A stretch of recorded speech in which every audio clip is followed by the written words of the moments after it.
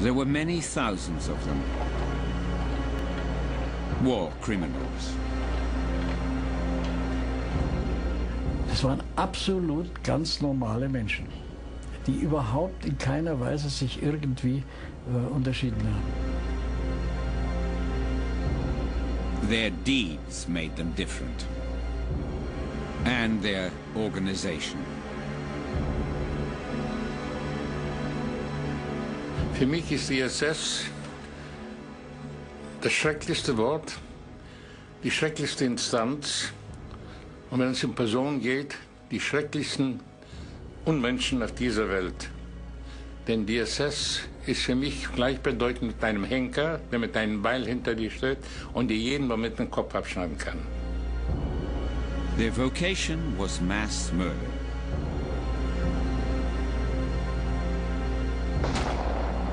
Were men like that completely normal?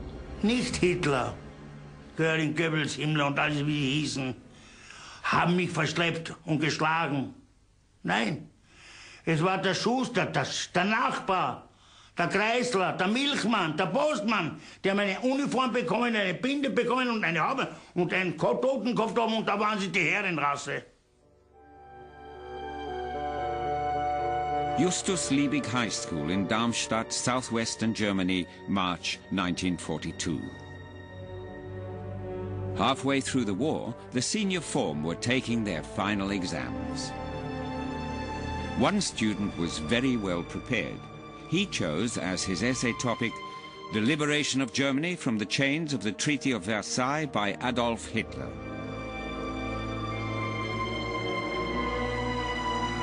The boy was a local, Hans Stark, seen here in SS Death's Head uniform. It was sewn by prisoners in a concentration camp. Konzentrationslager, habe ich gefragt, was ist denn das? Dann hat er gesagt, du bist doch Lateiner, weißt doch, man konzentriert da die Leute in dem Lager und macht einen Zaun um die rum. Das ist ein Konzentrationslager. The Auschwitz concentration camp. Hans Stark had been working here for over a year. This is where he had studied for his exams, with the help of some good tutors. Pytał się o niemiecką literaturę, na przykład gdy zapytał się, czy wiemy, kto to był Goethe czy Schiller, tośmy mówili o tym, dlatego był zdziwiony, że gdzieśmy się tego nauczyli. Gdyśmy mówili, że to w polskim gimnazjum myśmy się uczyli tego, to nie mógł zrozumieć, że w Polsce uczono Goethego, Schillera.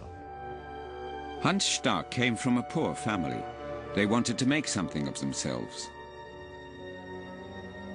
Ehrgeiz war eine Eigenschaft, die er auch von seinem Vater geerbt hatte. Immer höher hinaus, immer hoch hinaus. Suddenly, opportunity knocked. After Hitler seized power, Nazi rule came to Darmstadt as well. Anyone joining the SS had undreamt of career prospects.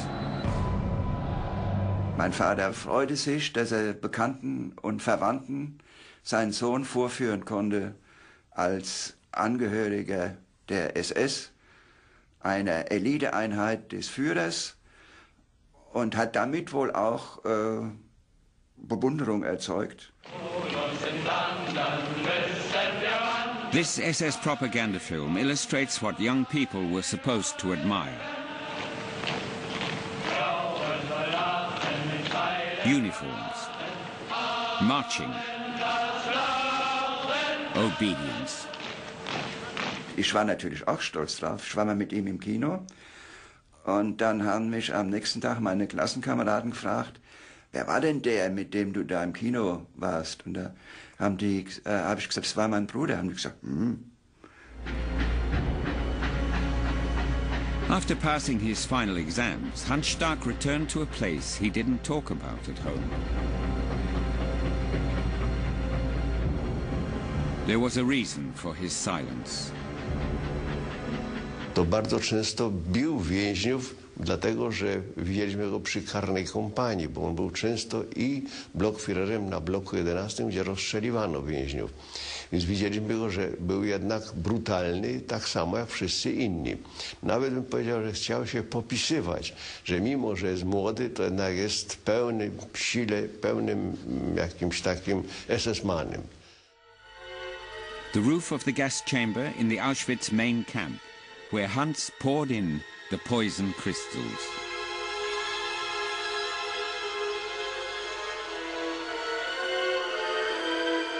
Without any emotion?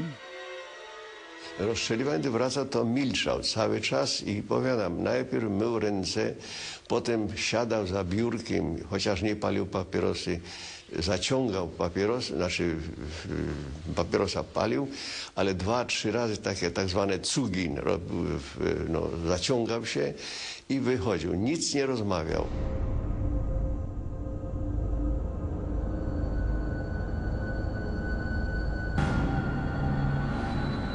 Ich habe ihn später immer wieder gefragt, hast du denn mehr getan, als du hast tun müssen, als dir befohlen war? Und da hat er regelmäßig geantwortet, da kannst du dich drauf verlassen. Ich habe nur das getan, was mir befohlen worden ist.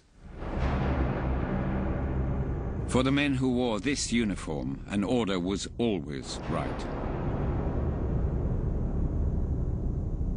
The men in the death's head units. They were sworn to unconditional loyalty to their Führer by a murderer, Theodor Eicher, who personally shot Hitler's rival Ernst Röhm.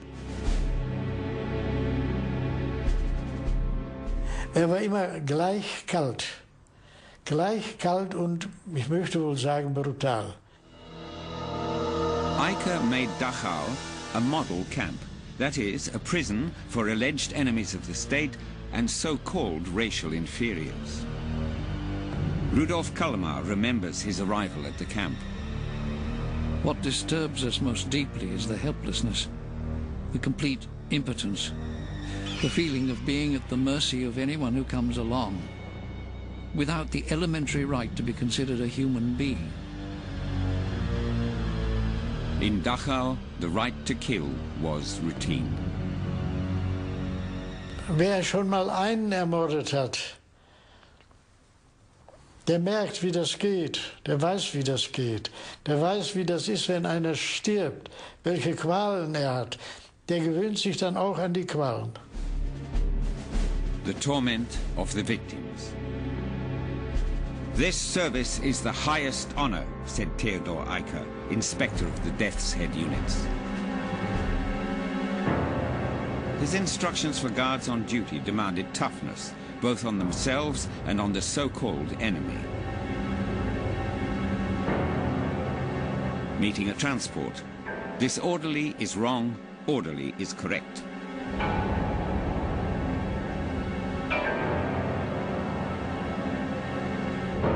Alighting from a truck. Without a guard is wrong, with a guard is right.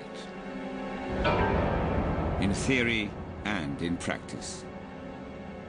Es wurde Ihnen ja gesagt, das sind alles Hochverräter, das sind Feinde Deutschlands und die müssen wir liquidieren. Und da müssen wir streng gegen sein. Das wurde Ihnen gesagt. Nach einem Tag angestrengten Dienstes schläft es sich besonders gut. Aber schnell ist die Nacht zu Ende, schon heißt es aufstehen. They belonged to a special community and performed a special duty.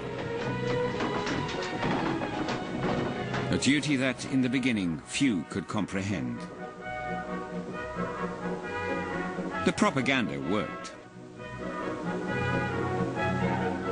Meine Schwester, die hat geschwärmt, Mensch, sagte, das sind SS-Leute gewesen, das waren so knackige Burschen, kräftig und fleißig und sauber ausgesehen, wunderbare Uniform. Mensch, sagte, da musst du hin. Ja, da habe ich erst plötzlich mich gemeldet. This is the propaganda image of the SS.